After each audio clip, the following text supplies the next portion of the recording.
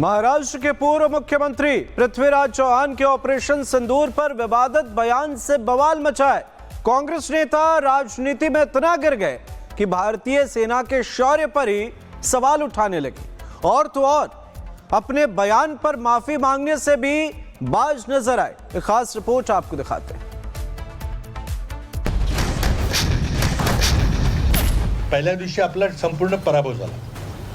7 तारखेला जे हवाई युद्ध अर्ध्या तासात झालं, माफी मांगने का सवाल माफी काय मांगू? मेरा राइट है, constitution gives me right to ask questions. मंगलवार को जब महाराष्ट्र के पूर्व मुख्यमंत्री ने सेना के शौर्य पर सवाल खड़े किए थे तो हमें लगा अगले दिन देश के लिए ना सही, सियासत के लिए ही सही, पृथ्वीराज चौहान माफी मांग लेंगे या बयान वापस ले लेंगे।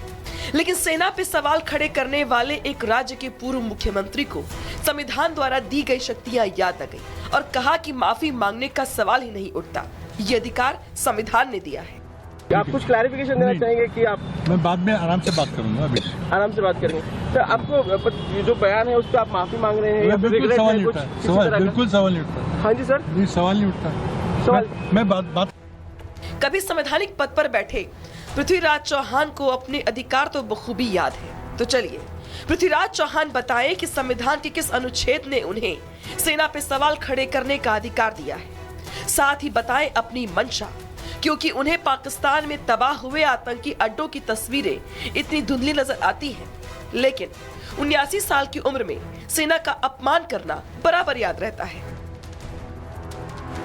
पहिल्या दिवशी आपला संपूर्ण पराभव झाला। 7 तारखेला जे हवाई युद्ध अर्ध्या तासात झालं, त्यामध्ये आपला टोटल पराभव झाला, हे कोणी मान्य करो अगर न करो।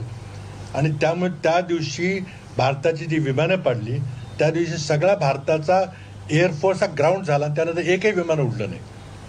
पण कुठेही विमान उडलं की पाकिस्तानचं तुमचं विमान ग्वाल्हेर असेल किंवा भटिंडा असेल किंवा सिरसा असेल, तिथं वाढायची शक्यता असल्यामुळं आपलं कंप्लीट एअरफोर्स ग्राउंड झालं।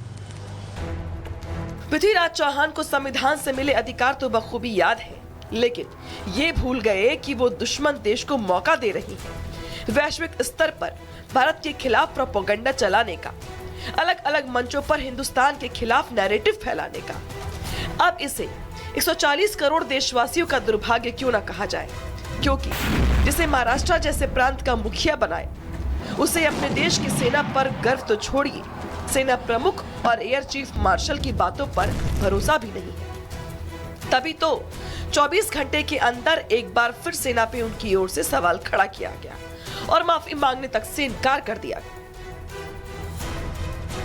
के जवान का अपमान किया सर, आपने सेना के जवान का अपमान किया सर। आप में से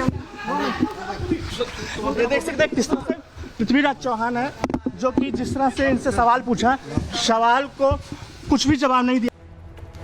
रिपब्लिक भारत ने जब कांग्रेस के कद्दावर नेता से सवाल करना चाहा तो कैमरे और माइक से मुंह चुरा कर भाग निकले। सेना के शौर्य पे सवाल खड़े करने वाले महाराष्ट्र पुलिस की सुरक्षा में अब जवाब देने के लायक नहीं है। पृथ्वीराज चौहान का ये हौसला यूं ही आसमानी नहीं, क्योंकि इनके नेता पहले भी कई बार ऑपरेशन सिंदूर और राफेल पे सवाल खड़े कर चुके हैं और अब इस बयान को लेकर भी कांग्रेस समाजवादी पार्टी के सांसद उन्हें कवर फायर देने में लग गए।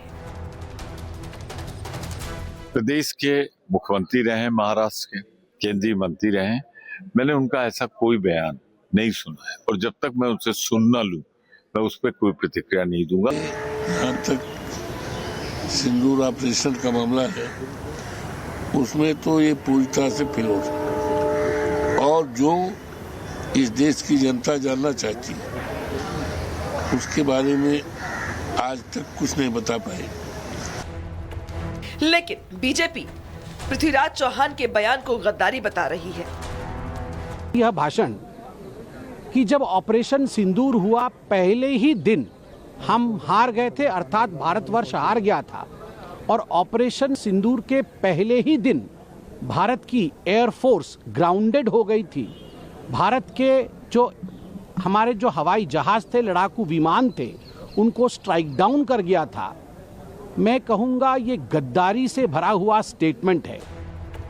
ऐसा पहली बार नहीं है जब कांग्रेस के किसी नेता ने सेना का अपमान किया हो। नेता प्रतिपक्ष राहुल गांधी सदन में ऐसा बयान दे चुके हैं।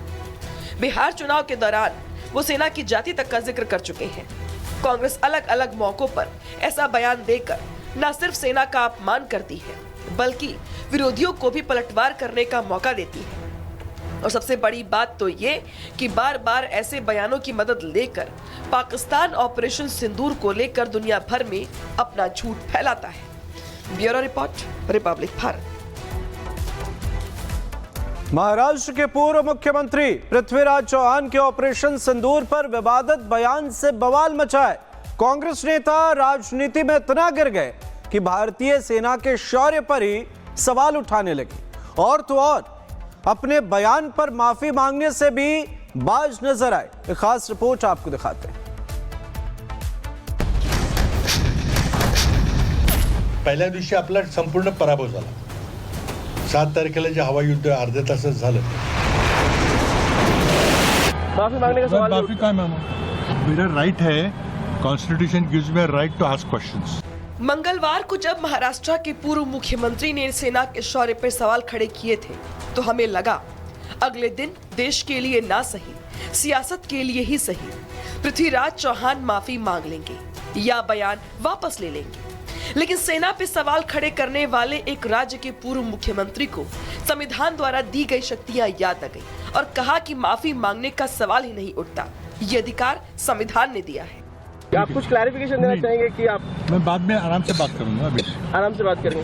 तो आपको ये जो बयान है उस पर आप माफी मांग रहे हैं या फिर बिल्कुल regret सवाल है नहीं कुछ उठता, किसी सवाल तरह का? बिल्कुल सवाल नहीं उठता। हाँ जी सर, नहीं, सवाल नहीं उठता। सवाल मैं बात कभी संवैधानिक पद पर बैठे पृथ्वीराज चौहान को अपने अधिकार तो बखूबी याद है। तो चलिए पृथ्वीराज चौहान बताएं कि संविधान के किस अनुच्छेद ने उन्हें सेना पे सवाल खड़े करने का अधिकार दिया है। साथ ही बताएं अपनी मंशा, क्योंकि उन्हें पाकिस्तान में तबाह हुए आतंकी अड्डों की तस्वीरें इतनी धुंधली नजर आती हैं, लेकिन 79 साल की उम्र में सेना का अपमान करना बराबर याद रहता है। पहिल्या दिवशी आपला संपूर्ण पराभव झाला। 7 तारखेला जे हवाई युद्ध अर्ध्या तासात झालं, त्यामध्ये आपला टोटल पराभव झाला, हे कोणी मान्य करो अगर न करो। आणि त्यामुळे त्या दिवशी भारताची जी विमानं पडली, त्या दिवशी सगळा भारताचा एअरफोर्स हा ग्राउंड झाला। त्यानंतर एकही विमान उडलं नाही। पण कुठेही विमान उडलं की पाकिस्तानचं तुमचं विमान ग्वाल्हेर असेल किंवा भटिंडा असेल किंवा सिरसा असेल, तिथं वाढायची शक्यता असल्यामुळं आपलं कंप्लीट एअरफोर्स ग्राउंड झालं। पृथ्वीराज चौहान को संविधान से मिले अधिकार तो बखूबी याद है, लेकिन ये भूल गए कि वो दुश्मन देश को मौका दे रही है। वैश्विक स्तर पर भारत के खिलाफ प्रोपेगेंडा चलाने का, अलग अलग मंचों पर हिंदुस्तान के खिलाफ नैरेटिव फैलाने का। अब इसे 140 करोड़ देशवासियों का दुर्भाग्य क्यों न कहा जाए, क्योंकि जिसे महाराष्ट्र जैसे प्रांत का मुखिया बनाए, उसे अपने देश की सेना पर गर्व तो छोड़िए, सेना प्रमुख और एयर चीफ मार्शल की बातों पर भरोसा भी नहीं है। तभी तो 24 घंटे के अंदर एक बार फिर सेना पे उनकी ओर से सवाल खड़ा किया गया और माफी मांगने तक से इनकार कर दिया गया। के जवान का अपमान किया सर, आपने सेना के जवान का अपमान किया सर। आप में से ये देख सकते हैं किस तरह से पृथ्वीराज चौहान है, जो कि जिस तरह से इनसे सवाल पूछा, सवाल को कुछ भी जवाब नहीं दिया। रिपब्लिक भारत ने जब कांग्रेस के कद्दावर नेता से सवाल करना चाहा, तो कैमरे और माइक से मुंह चुरा कर भाग निकले। सेना के शौर्य पे सवाल खड़े करने वाले महाराष्ट्र पुलिस की सुरक्षा में अब जवाब देने के लायक नहीं है। पृथ्वीराज चौहान का ये हौसला यूं ही आसमानी नहीं, क्योंकि इनके नेता पहले भी कई बार ऑपरेशन सिंदूर और राफेल पे सवाल खड़े कर चुके हैं। और अब इस बयान को लेकर भी कांग्रेस समाजवादी पार्टी के सांसद उन्हें कवर फायर देने में लग गए। प्रदेश के मुख्यमंत्री रहे, महाराष्ट्र के केंद्रीय मंत्री रहे, मैंने उनका ऐसा कोई बयान नहीं सुना है, और जब तक मैं उनसे सुन न लूं, मैं उस पर कोई प्रतिक्रिया नहीं दूंगा। जहाँ तक सिंदूर ऑपरेशन का मामला है, उसमें तो ये पूरी तरह से फेल हो गया, और जो इस देश की जनता जानना चाहती है उसके बारे में आज तक कुछ नहीं बता पाए। लेकिन बीजेपी पृथ्वीराज चौहान के बयान को गद्दारी बता रही है।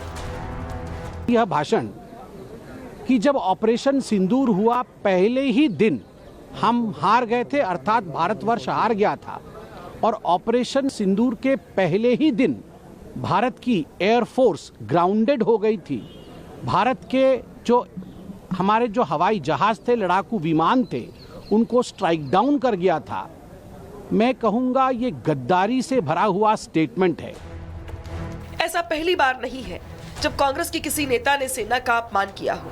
नेता प्रतिपक्ष राहुल गांधी सदन में ऐसा बयान दे चुके हैं। बिहार चुनाव के दौरान वो सेना की जाति तक का जिक्र कर चुके हैं। कांग्रेस अलग अलग मौकों पर ऐसा बयान देकर न सिर्फ सेना का अपमान करती है, बल्कि विरोधियों को भी पलटवार करने का मौका देती है। और सबसे बड़ी बात तो ये कि बार बार ऐसे बयानों की मदद लेकर पाकिस्तान ऑपरेशन सिंदूर को लेकर दुनिया भर में अपना झूठ फैलाता है। Bureau report, Republic Bharat.